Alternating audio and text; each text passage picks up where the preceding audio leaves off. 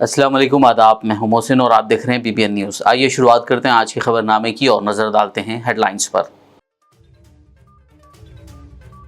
Telangana assembly में आज दिखी गर्मा गर्म बहस। सीएम रेवंत रेड्डी ने केसीआर के तबसरों पर की तनकीद। BRS अरकान ने हुक्मरान जमात के खिलाफ ऐवान से किया वॉकआउट।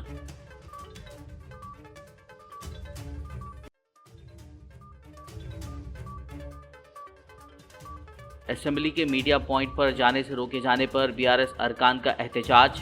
कहा, कांग्रेस हुकूमत अपोजिशन की आवाज को दबा रही है। पूछा, क्या यही प्रजा राज है? सेक्रेटेरिएट में राजीव गांधी का मुजस्समा लगाने का फैसला फौरी लिया जाए वापस। जनगांव MLA पल्ला राजेश्वर ने असेंबली के अहाते में किया मुतालबा।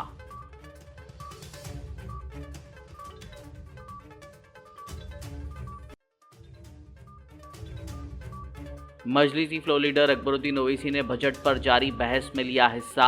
माइनॉरिटीज के लिए अलॉट किए गए बजट पर की बात। वक्फ बोर्ड को जुडिशियल पावर का किया मुतालबा।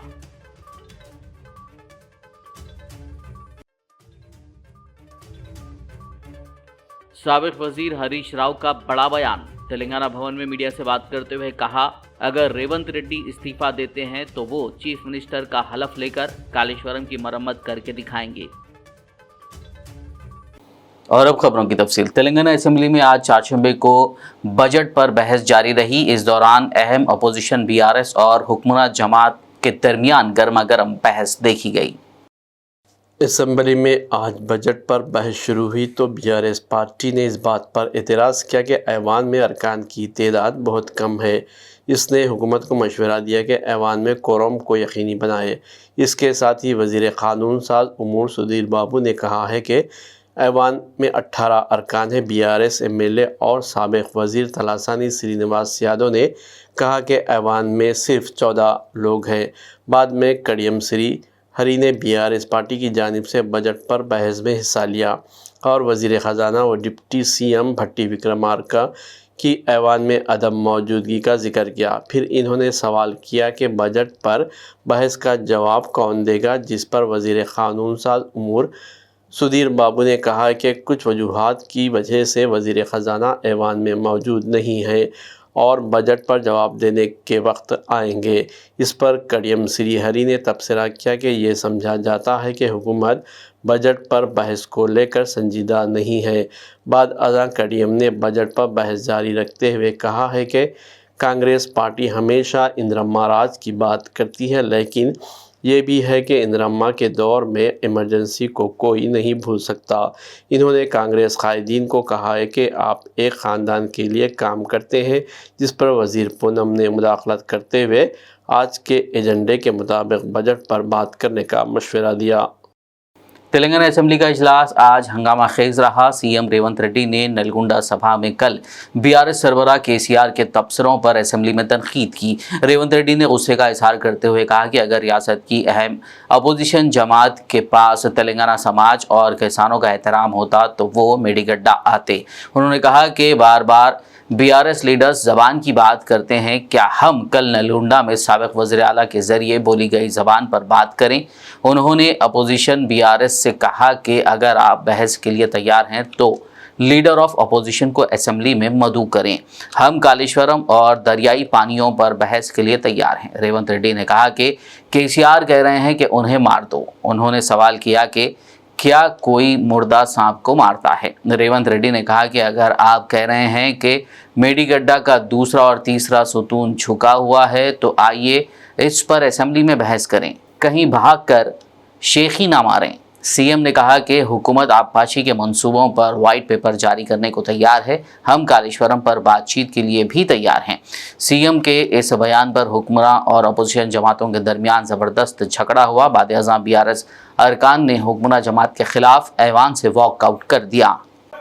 గత 3 రోజుల నుంచి శాసనసభలో తమరి అనుమతితో కృష్ణా నది జలాల మీద కావచ్చు, గోదావరి నది మీద నిర్మించిన కాళేశ్వరం ప్రాజెక్టుకు సంబంధించి మేడిగడ్డ కావచ్చు, అన్నారం కావచ్చు, సుందిల్ల కావచ్చు, లేకపోతే పంప్ హౌజుల విషయంలో కావచ్చు, చాలా విషయాలలో మనం చర్చించుకుందాం.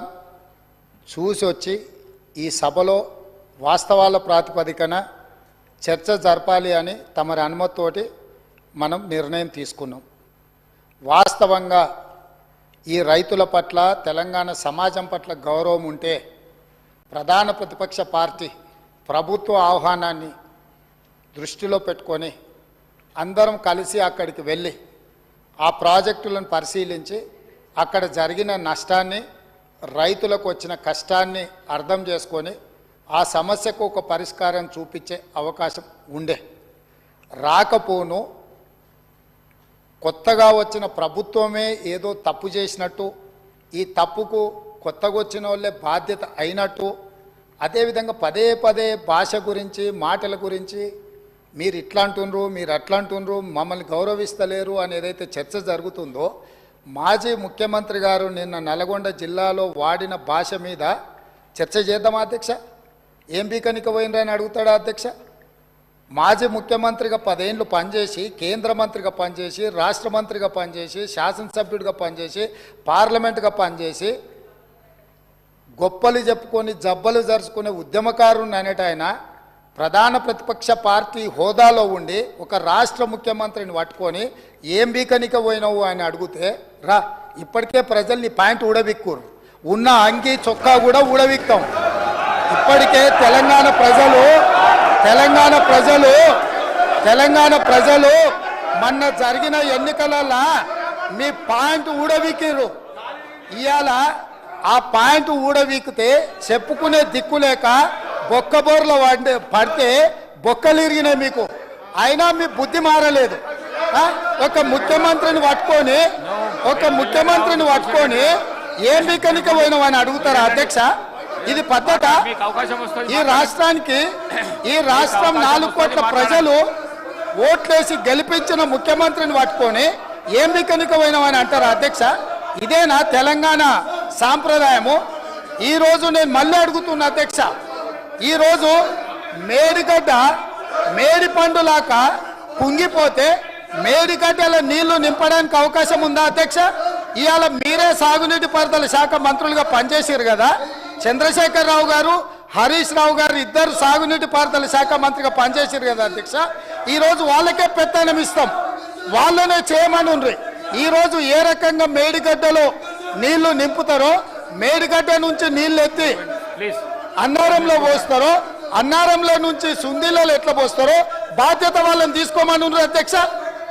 మొత్తం కుంగిపోయి కుప్ప కూలిపోతుంటే ఈరోజు అక్కడ నీళ్లు నింపడానికి ఏమాత్రం అవకాశం లేక పూర్తిగా ప్రాజెక్టు దెబ్బతిని ఖర్చు పెట్టిన 94,000 కోట్ల రూపాయలు వృధా అయిపోయి ఈరోజు మొత్తం ప్రాజెక్టే దెబ్బతిన్న పరిస్థితుల్లో ఈరోజు ప్రజల దగ్గరికి వెళ్ళి సమాధానం చెప్పుకోలేక శాసనసభకు రావాల్సిన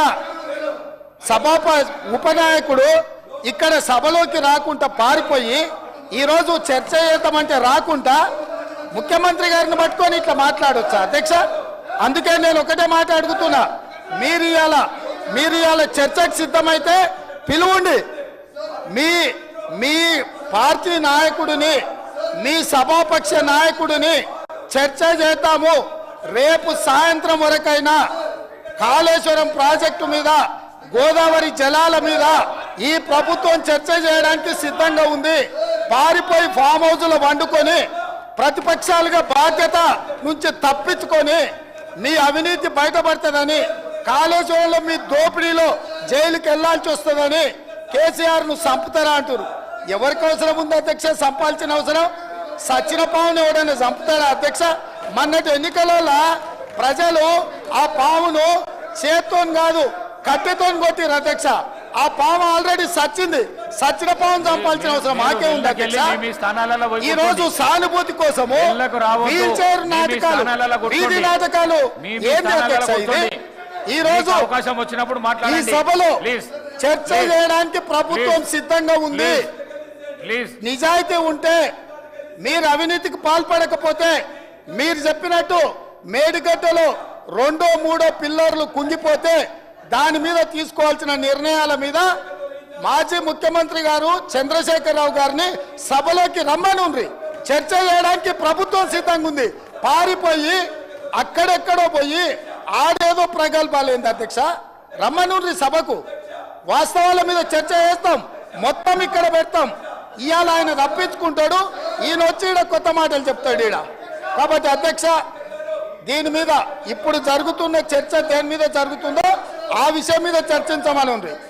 ఎట్లాగూ సాగునీటి ప్రాజెక్టుల మీద శ్వేతపత్రం పెట్టడానికి మా ప్రభుత్వం సిద్ధంగా ఉంది. మీరు ఏమేమి విషయాలు ఉన్నాయో, ఏమేమి చర్చ చేయదలుచుకుందో మొత్తానికి మొత్తం श्वेतपत्र संदर्भंगा असेंबली में कांग्रेस के रवैये पर एहतजाज करते हुए बीआरएस अरकान ऐवान से बाहर निकल आए। बाद-ए-आज़म मीडिया पॉइंट की तरफ जाने के दौरान पुलिस ने उन्हें रोक दिया। इस दौरान मार्शल्स भी वहां मौजूद थे, जिस पर बीआरएस एमएलएस ने नाराजगी का इजहार किया और इस दौरान बीआरएस अरकान और पुलिस के दरमियान कशीदगी देखी गई। इस मौके पर साबिक वजीर व सिद्दीपेट से बीआरएस एमएलए हरीश राव ने उन्हें रोकने के लिए ऑर्डर दिखाने का मुतालबा किया, जबकि पुलिस का कहना था कि ऐवान में इजलास के जारी रहने के दौरान मीडिया पॉइंट की इजाज़त नहीं है। हरीश राव ने कांग्रेस हुकूमत पर तनकीद करते हुए कहा कि रियासत की कांग्रेस हुकूमत जमहूरियत का क़त्ल कर रही है। उन्होंने सवाल किया कि क्या यही प्रजा राज और जमहूरियत है। లోపల ఇయర్ బయట కూడా ఆపలేనా బాబు? లోపల ఆపడే బయట ఆపడే. ఇక ఎంత ప్రజాస్వామికంగా వ్యవహరిస్తేట్టున్నాయా? పద్ధతి లేదు, పాడు లేదా? ఎమ్మెల్యేలను కూడా ఆపుతారా? అది కూడా అసెంబ్లీ ప్రాంగణంలో. ఆర్డర్ కాపీ ఏమైనా ఉందా బాబు? మాకైతే మెంబర్స్కి ఏం ఆర్డర్ రాలేదు. ఆర్డర్ కాపీ ఏమైనా ఉందా? ఆర్డర్ కాపీ దగ్గర స్పీకర్ సార్ మెంబర్స్ కి ఎటువంటి ఇన్ఫర్మేషన్ కానీ బులెటిన్ కానీ లేదు. ఏదైనా ఉంటే బులెటిన్ మెంబర్స్ కి ఉంటుంది. మెంబర్స్ కి చెప్పినాక లెక్క. నువ్వు ఎట్లా కొత్త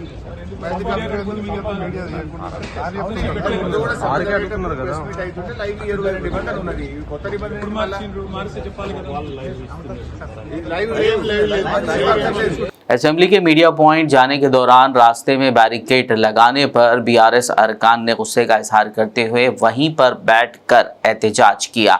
इस एहतजाज में हरीश राव, जगदीश रेड्डी, केटीआर, प्रशांत रेड्डी, कड़ियम श्रीहरि, सविता रेड्डी, मर्री राजशेखर रेड्डी, पी कौशिक रेड्डी के अलावा दीगर ने शिरकत की। बीआरएस एमएलए वेमुला प्रशांत रेड्डी ने कहा कि कांग्रेस हुकूमत ऐवान में अपोजिशन का गला दबा रही है, उन्हें बोलने नहीं दिया जा रहा। साबिक वजीर व एमएलए वेमुला प्रशांत रेड्डी ने असेंबली अहाते में कहा कि उन्होंने कानून साज उमूर के वजीर की हैसियत से भी खिदमात अंजाम दी। ऐसा कोई उसूल नहीं है कि असेंबली इजलास के दौरान एमएलएस मीडिया पॉइंट पर बात नहीं कर सकते। उन्होंने नाराजगी जाहिर करते हुए कहा कि अपोजिशन को बात करने का मौका नहीं दिया जा रहा।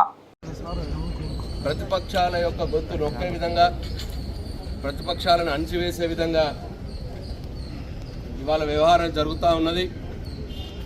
ఇదంతా కూడా ముఖ్యమంత్రి గారి కనుసన్నల్లోనే జరుగుతూ ఉన్నది. సాంప్రదాయాలకు విరుద్ధంగా, నియమాలకు విరుద్ధంగా వ్యవహారం చేస్తూ ఉన్నారు. స్వయాన ముఖ్యమంత్రి గారే సభ లోపల ముఖ్యమంత్రి సీట్లో కూర్చొని ఇష్టం వచ్చినట్టు అసభ్య పదజాలం, పరుష పదజాలం ఒక మాజీ ముఖ్యమంత్రి గారి మీద మాట్లాడుతూ ఇవాళ రోజు అదే పనిగా పెట్టుకొని, ఆ పని తప్ప మార్పు కోసం వచ్చినామన్నారు, స్వేచ్ఛా వాయువులు అన్నారు, కంచెలు తీసేసినామన్నారు. ఇవన్నీ కూడా బయట చెప్పే మాటలు. మరి ఆయన మాత్రం అదే పనిగా రోజు సభలో 4 వ్యంగ్య మాటలు మాట్లాడాలి, లేకపోతే పరుషజాలంతో పుట్టాలి. ఇదే పనిగా పెట్టుకొని ఇవాళ ఆయన వ్యవహారం చేస్తూ ఉన్నారు.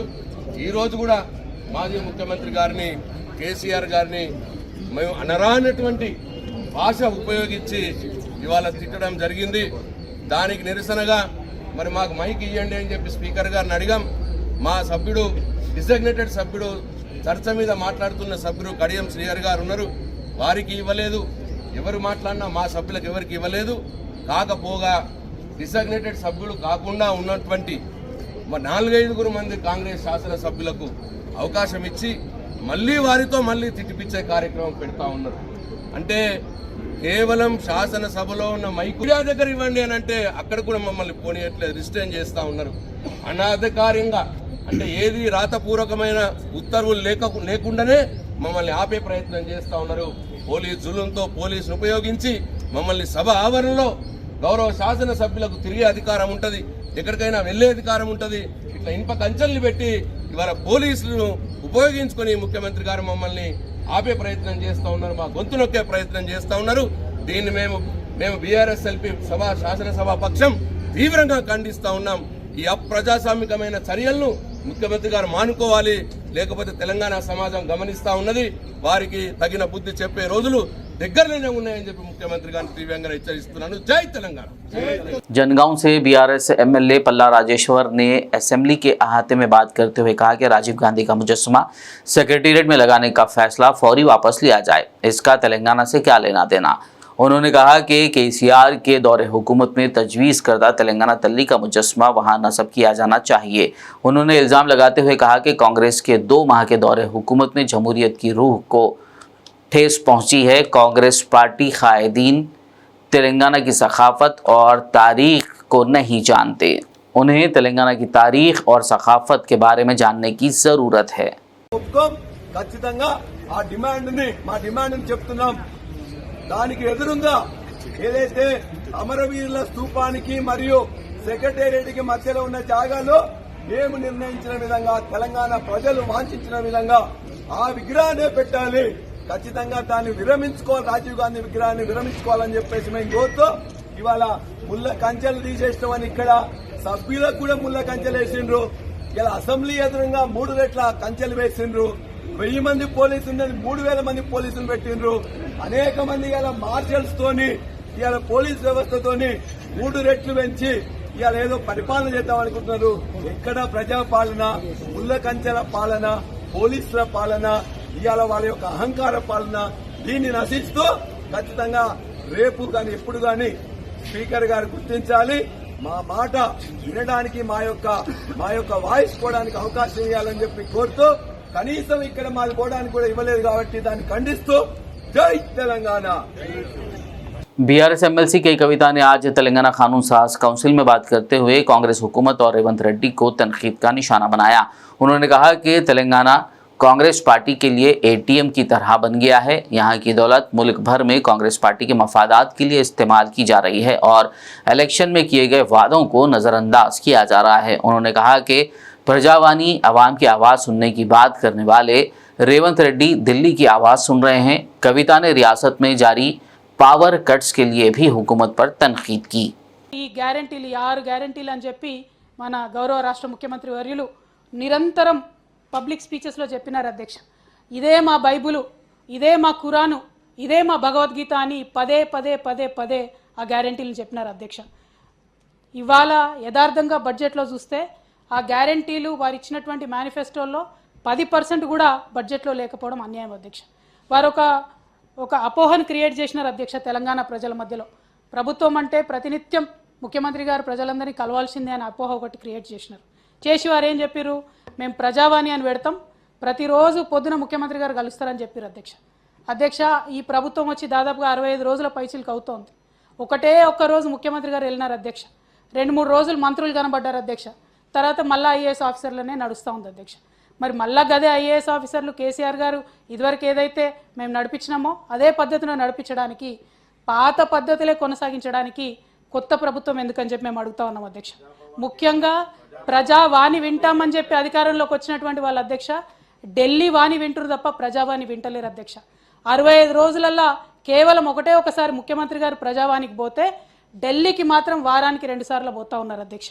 ఇవాళ వారానికి 2 సార్లు ఢిల్లీకి పోవడమే కాదు అధ్యక్ష, కాంగ్రెస్ పార్టీ ఇతర రాష్ట్రాల ఎమ్మెల్యేలు మన దగ్గరకు వస్తే తెలంగాణ ప్రభుత్వం ప్రోటోకాల్ ఇచ్చి మన పైసలతోని మన ఖర్చుతోని వారిని వాళ్ళ హారతులు ఇచ్చి స్వాగతం చేయడం అధ్యక్ష. అట్లానే రాహుల్ గాంధీ గారు బస్సు యాత్ర చేస్తే మన తెలంగాణకి వెళ్ళి బస్సులు పోతాయి అధ్యక్ష. అట్లనే మొత్తం పూరా భారతదేశం వ్యాప్తంగా ఉన్న కాంగ్రెస్ పార్టీ యొక్క ఖర్చంతా కూడా తెలంగాణ రాష్ట్రం ఒక ఏటీఎం లాగా ఇలా కాంగ్రెస్ పార్టీకి మారిందని చెప్పి మేము చెప్తా ఉన్నాం అధ్యక్ష. ఏం జరిగింది 65 రోజులలో ఒకసారి ఆలోచన చేసుకోవాలి అధ్యక్ష. కరెంటు పోతా ఉంది అధ్యక్ష. అంతకుముందు ఎన్నడూ 1 నిమిషం కరెంటు పోలే కేసీఆర్ గారు ఉన్నప్పుడు. హైదరాబాద్ నడి నగరంలో 3 గంటలు 4 గంటలు కరెంటు పోతా ఉంటే ఇవాళ పారిశ్రామికవేత్తలు పారిపోతా ఉన్నారు అధ్యక్ష. మనం రాష్ట్రం యొక్క ప్రతిష్ట दिगजारिपोతున్నటువంటి సందర్భాన్ని గమనిస్తా ఉన్నాం. मजलिसी फ्लोर लीडर अकबरुद्दीन ओवैसी ने आज असेंबली में बजट पर जारी बहस में हिस्सा लिया। उन्होंने बजट में SC, ST, BC गुरुकुल को फंड्स अलॉट किए जाने का खैर मकदम किया, लेकिन उन्होंने सवाल किया कि इसमें माइनॉरिटी रेजिडेंशियल स्कूल्स को क्यों छोड़ दिया गया। I welcome this allocation, sir. I welcome this allocation, but at the same time, I would like to ask the government why no such allocation is indicated for school buildings of minority residential schools. I welcome BCs को दिए welcome, SCs को दिए welcome, STs को दिए welcome, minorities को क्यों भूल गए इसमें? शायद कुछ हुआ होगा, मैं उम्मीद करता हूं कि आप इसको करेक्ट करेंगे और minorities को भी इसमें लेंगे। Speaker sir, I would like to bring to the notice of Akbar Saab through you sir, minority residential schools also will be taken up, maybe typological mistake. And second suggestion what you gave is to address to all private institutions, trusts and all. The government, basically our education department, we would like to do and write immediately. There is a right and very positive suggestion made by you. Definitely we would be going by it. खबरनामे में फिलहाल लेंगे एक break, मुलाकात होगी इस छोटे से break के बाद।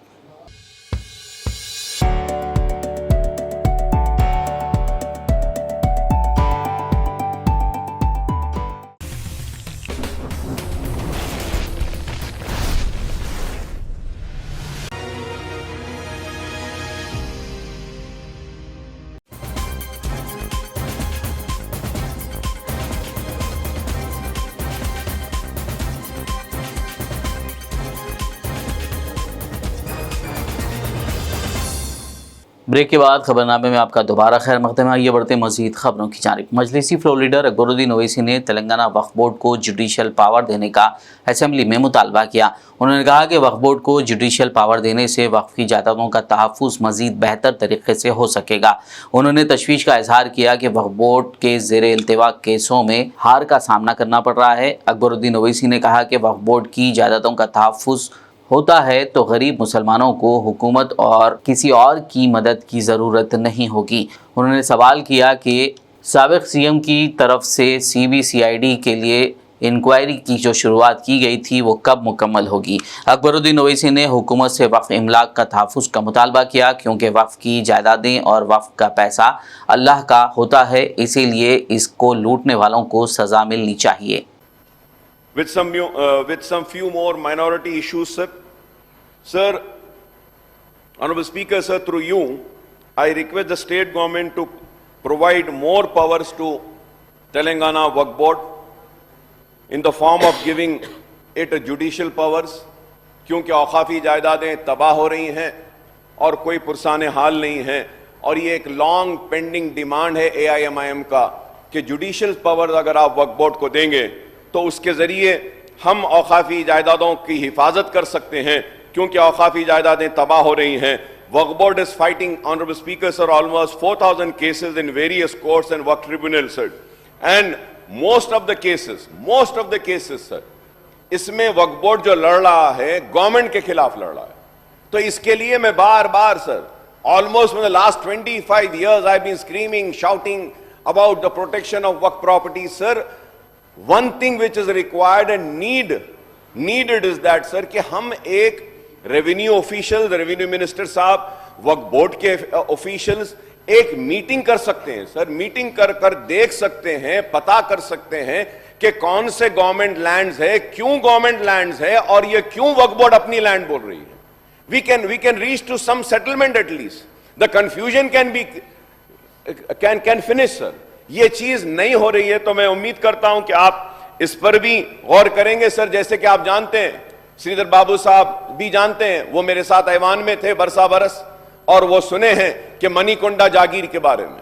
मणिकोंडा जागीर के लिए जब TRS हुकूमत में नहीं थी, तेलंगाना के लिए एजिटेशन कर रही थी, तो मणिकोंडा वक्फ की जमीन है कहकर मेरे साथ मुकदमा लड़ी, और लड़ने के बाद में हाई कोर्ट में जीते।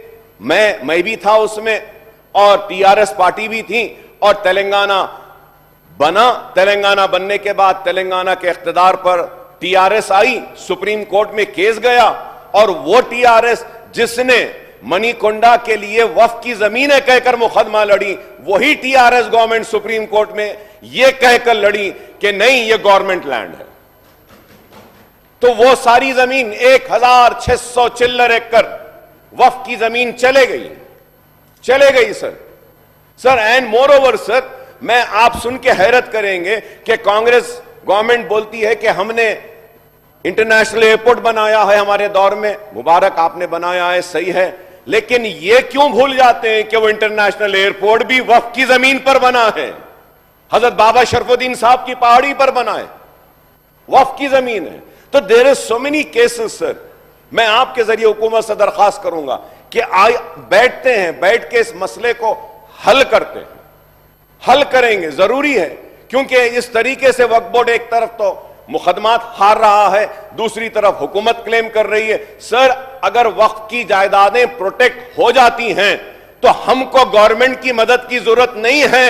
वक्फ करने वालों ने तालीम के लिए वक्फ किया है, वक्फ करने वालों ने बेवाओं के लिए वक्फ किया है, वक्फ करने वालों ने बीमारों के लिए वक्फ किया है, वक्फ करने वालों ने मक्का और मदीना के लिए भी वक्फ किया है, वक्फ करने वालों ने इल्म के लिए भी वक्फ किया।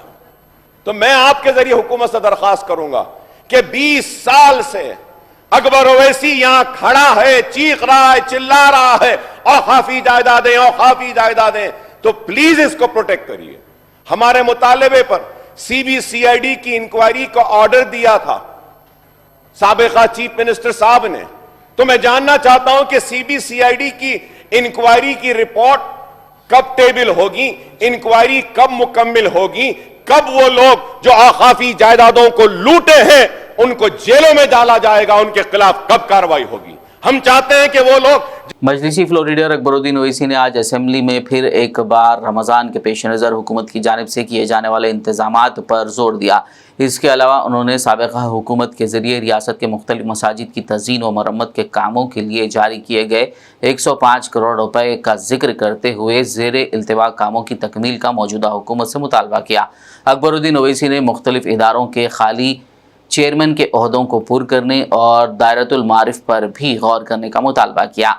स्टूडेंट स्कॉलरशिप और रियासत के इमाम मुअज़्ज़िनीन के मुशायरे की बरवक्त इजराई और अनीसुल गुरबा की इमारत को कमर्शियल किरायों पर ना देने का मुतालबा किया।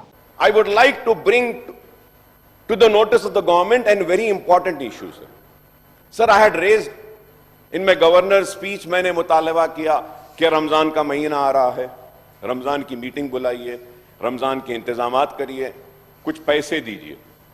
Sir, Honorable Speaker, sir, on the representation of MIM party and me, GO 81 dated 3/11/2021, minorities rupees 105 crores grant in aid for the pending renovation and repairs of various Waqf institutions of the Telangana state, almost 1,000 institutions. 1,000 institutions. Recently, rupees 1,500 crores were released from the finance department. Funds were released to the concerned district collectors to take up the pending renovation and repair works of various Waqf institutions. However, on ground, the works have not yet started in majority of the places and some of the works are still pending. I request the government to call for the completion reports regarding these works and execution of these works. Sir, Honorable Speaker, sir, इसमें हुआ क्या मैं बोलता हूं sir. Collectors को finance department से पैसा दिया गया, लेकिन उस वक्त के मौजूदा टीआरएस की हुकूमत ने हमारी नुमाइंदगी पे पैसा रिलीज किया, हमको खुश कर दिया। अकबर साहब आप बोले 105 दे दिए और वहां कलेक्टर्स को बोले ये पैसा कहां लगाना है लगा दो, बाद में देखा जाएगा, और 105 करोड़ रुपए नहीं लगाया गया। Sir, an action should be initiated against all those collectors who have misused these funds for other works sir, and these work should be completed before Ramzan sir. हमको एडिशनल पैसा देने की जरूरत नहीं है साहब। अगर यही काम हो जाएगा तो कई मसाजिद पे काम हो जाएगा, कई दरगाहों पे काम हो जाएगा, रमजान में मुसलमानों को काफी होगी। 105 करोड़ सर, 105 करोड़ आप कलेक्टर से मंगाइए साहब, और फिर कहते हैं कि हमने ये दे दिया वो दे दिया। Sir, overseas scholarship notification has not been issued. I request that through you the government should issue that notification sir. और सर स्टूडेंट्स का मैंने कहा है आपसे, उम्मीद करता हूं कि उस पर भी गौर करेंगे।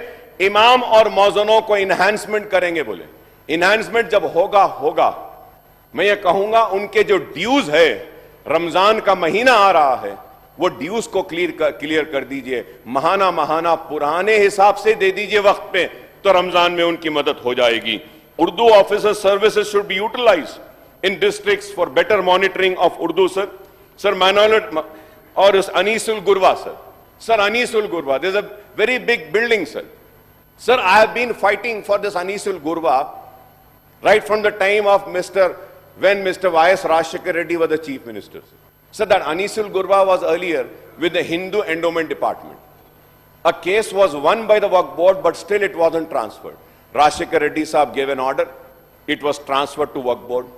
Then Rajshekar Reddy Saab gave some amount for renovation of Anisul Gurva. Then I again demanded, then Rajshekar Reddy Saab gave 300 square yards which had gone under road widening. Then I requested to Roshaya Saab, he gave again 500. Then I requested to Kiran Kumar Reddy Saab, he gave again 300. Then I requested to KCR Saab. Now it is on almost 4,000 square yards of land and a big building is standing there, sir. Sir, now the building is there.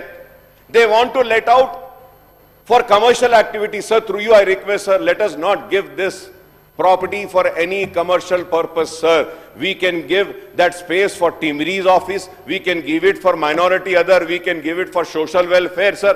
एक यतीम खाना है मुसलमानों का, गरीबों का, उसमें एक टिमरीज का स्कूल चलाइए सर उसमें गरीब बच्चों की मदद के लिए एक छोटा सा एक बस्ती दवाखाना डाल दीजिए सर वहां पे। अगर आप शॉप्स को देंगे तो 1-2 महीने किराया आएगा, बाद में कोई भी किराया नहीं देगा सर। तो मैं उम्मीद करता हूं कि आप इस पर भी गौर करेंगे जो मसाइल को मैंने उठाया है सर। साबिक वजीर व सिद्दीपेट से बीआरएस रुकने असेंबली हरीश राव ने तेलंगाना भवन में मीडिया से बात करते हुए कहा कि अगर रेवंत रेड्डी से कालेश्वरम की मरम्मत नहीं हो रही है तो रेवंत रेड्डी इस्तीफा दे दें। वो खुद चीफ मिनिस्टर का हलफ लेकर कालेश्वरम की मरम्मत करके दिखाएंगे। ఎస్ ఇప్పుడు కూడా అవకాశం ఉంది, ఇంజనీర్లు చెప్తున్నారు వాళ్ళకి చేత కాకపోతే ప్రభుత్వాన్ని మాకు అప్పచెప్పమనండి, వాళ్ళని తప్పుకోమనండి, మేము చేసి చూపిస్తాం। అవునే దిగుమను రేవంత్ రెడ్డి రాజీనామా చేయమని నేను ఎక్కి చేపిస్తా। రేవంత్ రెడ్డి రాజీనామా చేయమను, నేను ముఖ్యమంత్రిగా ప్రమాణ స్వీకారం చేసి నేను చేసి చూపిస్తా। నాకు బాధ్యత ఇస్తా అంటే I'm ready to take it. ఆయనకు చేత కాదు हरीश राव मरकजी वजीर किशन रेड्डी ने आज अंबरपेट के महाकाली मंदिर में वसंत पंचमी के मौके पर खुसूसी पूजा की। इस मौके पर मरकजी वजीर ने कहा कि हर किसी को अपनी मादरी ज़बान की हिफाजत करनी चाहिए और हर वालिदैन को अपने बच्चों को मादरी ज़बान सिखानी चाहिए। उन्होंने कहा कि सबको मादरी ज़बान के अलावा अंग्रेज़ी व दीगर ज़बानों को भी सीखना होगा। उन्होंने कहा कि मरकज़ी व रियासती हुकूमतें और समाजी तंजीमों ने मुल्क में नाखवानदगी को ख़त्म करने का बेड़ा उठाया है। हुकूमत के मकसद के हुसूल के लिए सबका ताउन ज़रूरी है।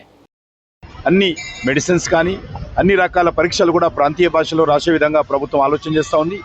ఇటీవలనే కేంద్ర ప్రభుత్వము ఈ సిఆర్పిఎఫ్ సంబంధించి తెలుగులో కూడా ఆ యొక్క ఉద్యోగాలకు సంబంధించి కేంద్ర ప్రభుత్వానికి సంబంధించినటువంటి పరీక్షల్లో తెలుగులో కూడా ఇతర మాతృభాషల్లో కూడా ఆ యొక్క ఉద్యోగ నియామకాలకు సంబంధించినటువంటి పరీక్షల్లో మరి రాయడానికి కేంద్ర ప్రభుత్వం చట్టం తీసుకురావడం జరిగింది। ఈ రకంగా రానున్న రోజుల్లో మన మాతృభాషలను రక్షించుకోవాలి, ప్రాంతీయ భాషలను రక్షించుకోవాలి। ఆ దిశలో ఈరోజు నూతన విద్యా విధానం కానీ కేంద్ర ప్రభుత్వం కానీ అన్ని రకాల చర్యలు తీసుకుంటుంది। అమ్మ భాష ఏదైతుందో అమ్మ భాషను మనము మరి ప్రతి ఒక్కరు కూడా మా పిల్లలకు నేర్పాలి। ఇంగ్లీష్ మీద మోజు ఉండాలి కానీ మన భాషను చంపుకోకూడదు। కాబట్టి మన భాషను మనం రక్షించుకుంటూ మరి ఈరోజు మన యొక్క విద్యా విధానంలో మార్పులు తెచ్చినటువంటి పరిస్థితిని అందరూ అర్థం చేసుకొని అందరూ కూడా ఆ దిశలో సహకరించి అడుగు కల్పాలని మరొకసారి వసంత పంచమి సందర్భంగా భక్తులందరికీ హృదయపూర్వకమైనటువంటి శుభాకాంక్షలు తెలియజేస్తూ సెలవు తీసుకుంటున్నాను। तेलंगाना हुकूमत की जानिब से आवाम को 200 यूनिट मुफ्त बिजली स्कीम के तहत मुख्तलिफ इलेक्ट्रिसिटी दफातर पर काउंटर्स कायम करते हुए आवाम से दरख्वास्तें ली जा रही हैं, जिसके लिए राशन कार्ड, लाइट का बिल, प्रजा पालना रसीद ली जा रही है। याखुतपुरा रेलवे स्टेशन के करीब वाक़ इलेक्ट्रिसिटी दफ्तर के एई ने इस ज़िमन में मीडिया से बात करते हुए तफसीलात बताई। एई भवानी नगर TS एक्सपीडिशियल से गुजारिश कर रहा हूँ पब्लिक को कि फर्स्ट प्रजा पालना का फॉर्म आधार कार्ड, रेशन कार्ड और लाइट का बिल, ये 4 तो कंपलसरी सा। मोबाइल नंबर तो कंपलसरी नेसेसरी रहता। इसके बारे में हम लोग ऑफिस में काउंटर्स रखे और फील्ड में कम्युनिटी हॉल में काउंटर रखे। और कुछ मदद करना बोले तो ज़रूर करेंगे सर। किराएदार का चलता सर, किराएदार का चलता।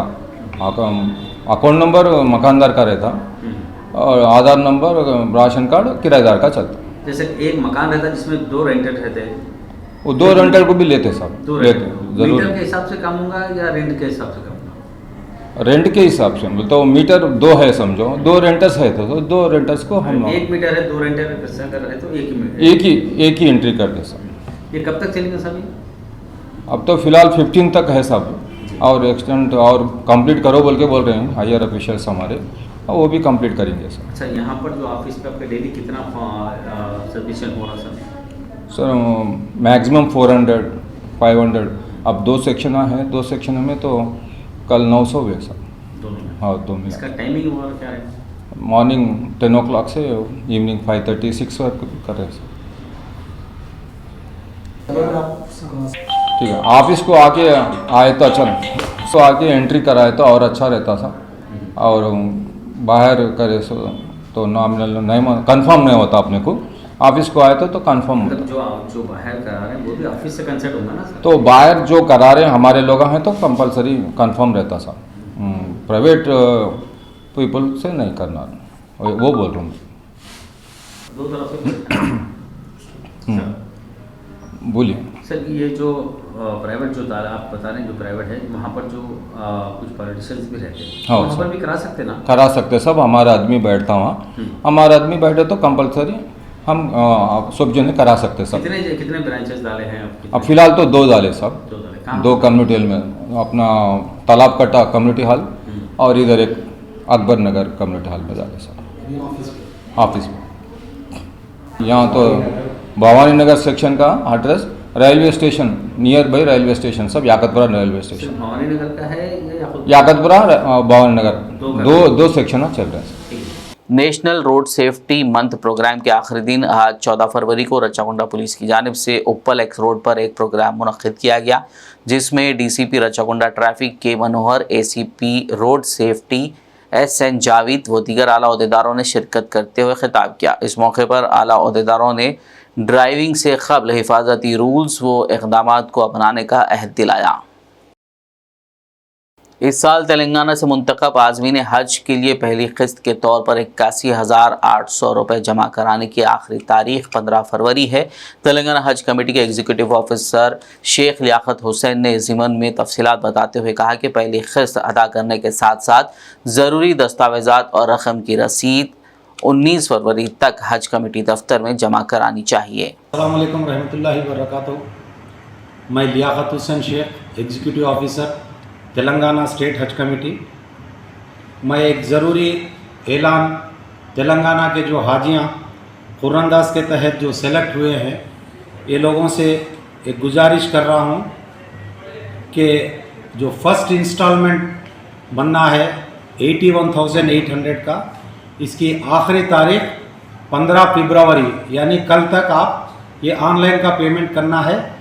और आपके डॉक्यूमेंट्स जिसमें आपका हज एप्लीकेशन, मेडिकल सर्टिफिकेट और पेमेंट का रिसीट, ओरिजिनल इंटरनेशनल पासपोर्ट है, ये 19 फरवरी तक हज कमेटी के ऑफिस में लाके दाखिल कर सकते हैं।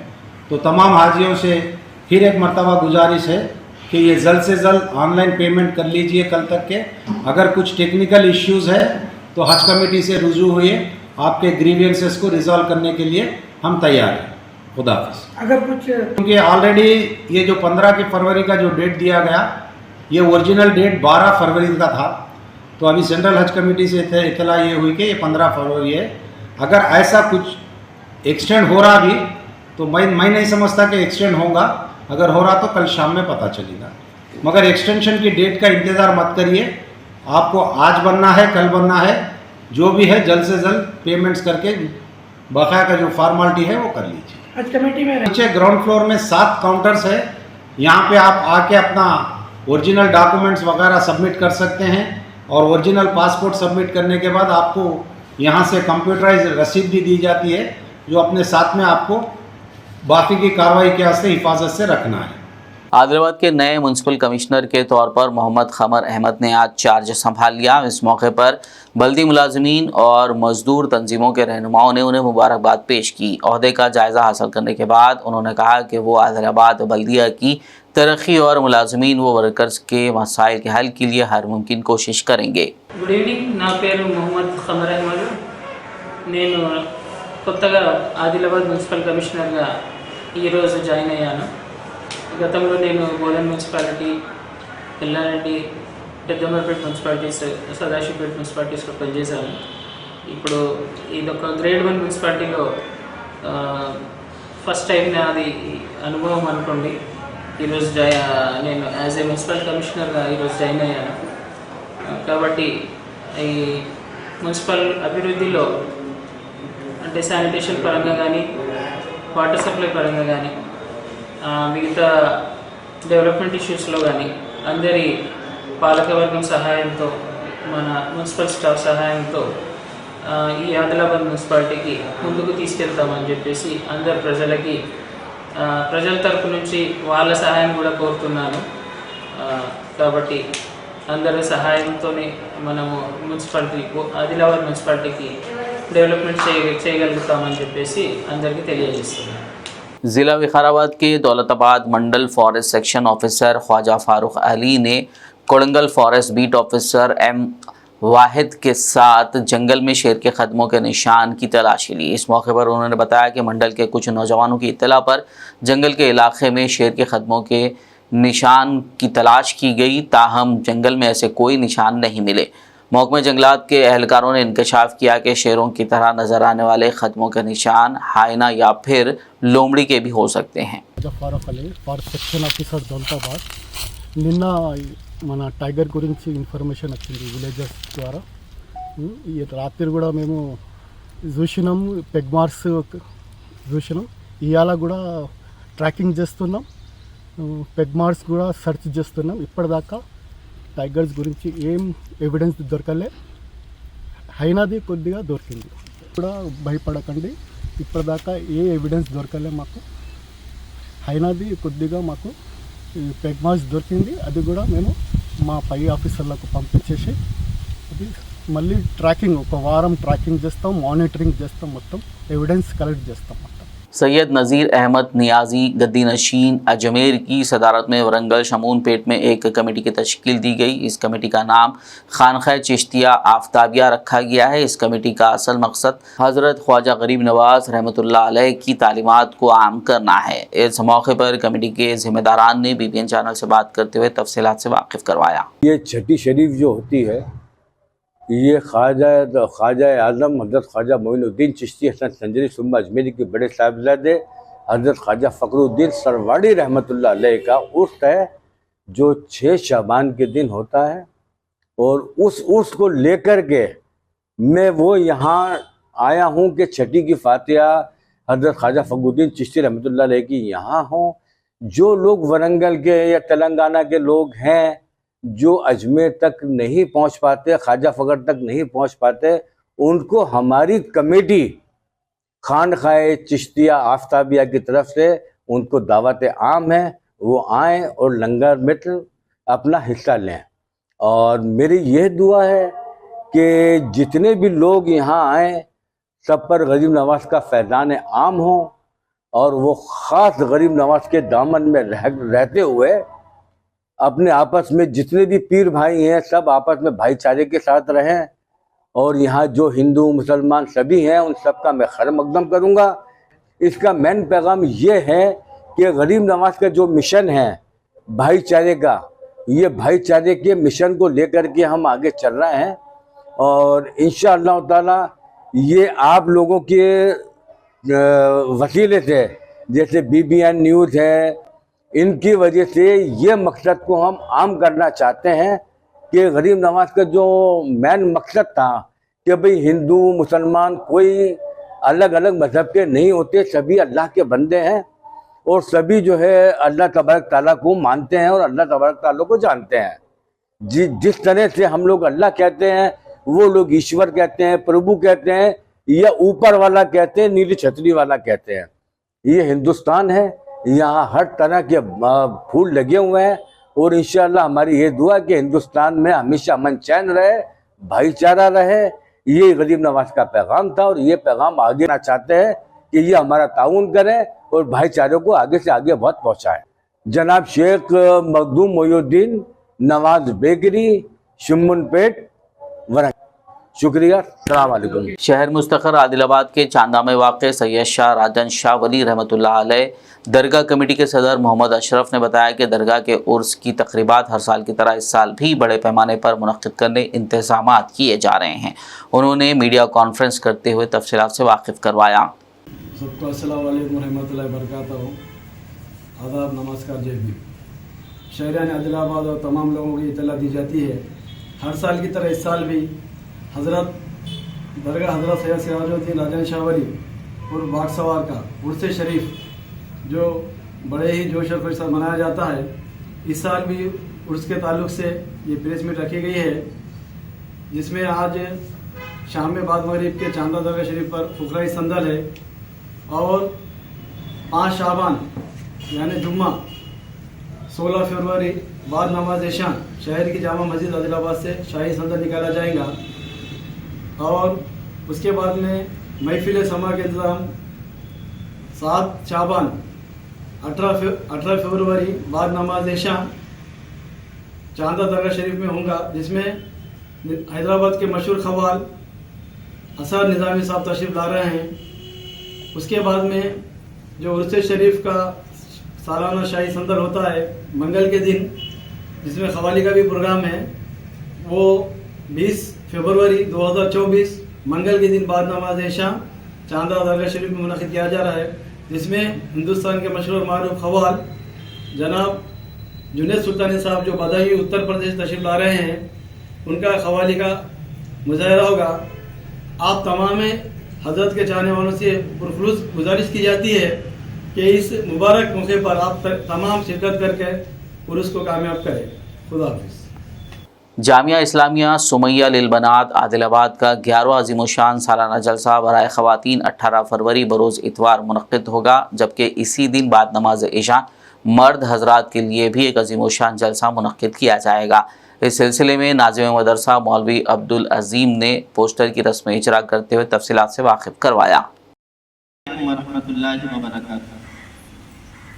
तमाम शहरियान आदिलाबाद को ये जानकर बड़ी मसरत होगी कि जामिया सुमैया लिलबनात वाला खानापुर आदिलाबाद का 11वां सालाना जलसा खत्म बुखारी और इफ्तिताह बुखारी के उन्वान से रखा गया है, जिसमें तकरीबन 35 तालिबात शोबे आलिमियत और शोबे मोमिना से फारिग हो रही है, जिसकी सदारत हज़रत मौलाना मुफ्ती यूसुफ हसन साहब मुंबई फरमाएंगे। इसके अलावा हैदराबाद से आने वाली मेहमान खातून आलिमा व फाजिला अहमदुल अजीज़ अस्मा साहिबा जामिया रियाजुल बना से तशरीफ़ लाएंगे।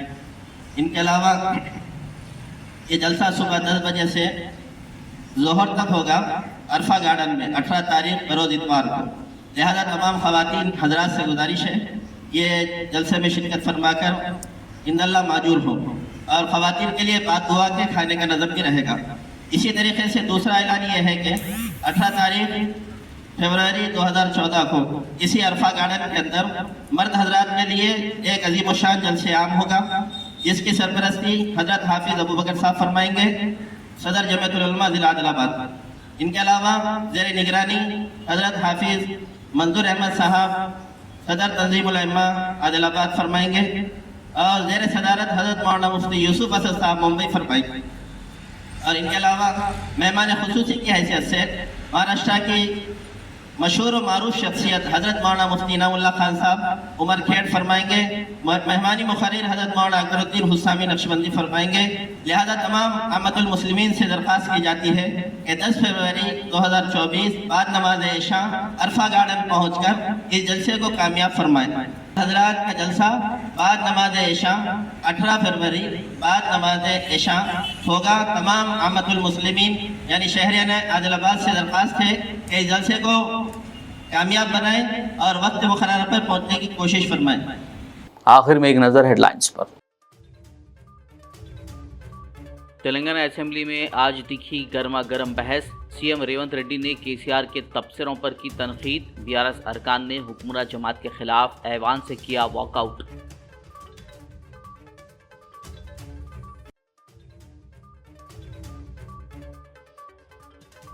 असेंबली के मीडिया पॉइंट पर जाने से रोके जाने पर बीआरएस अरकान का एहतजाज। कहा कांग्रेस हुकूमत अपोजिशन की आवाज को दबा रही है। पूछा क्या यही प्रजा राज है। सेक्रेटेरिएट में राजीव गांधी का मुजस्समा लगाने का फैसला फौरी लिया जाए वापस। जनगांव एमएलए पल्ला राजेश्वर ने असेंबली के अहाते में किया मुतालबा।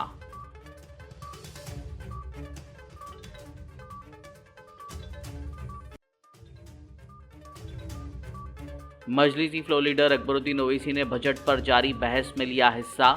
माइनॉरिटीज के लिए अलॉट किए गए बजट पर की बात। वक्फ बोर्ड को जुडिशियल पावर का किया मुतालबा।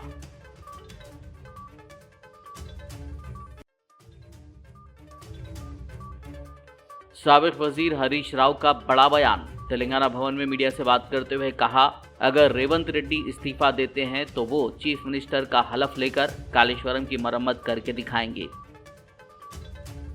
खबरनामे में फिलहाल बस इतना ही। ताज़ा तरीन अपडेट्स के लिए देखते रहिए BBN न्यूज़। यूट्यूब और फेसबुक पर मौजूद हमारे वीडियोज़ को लाइक और शेयर ज़रूर कीजिए।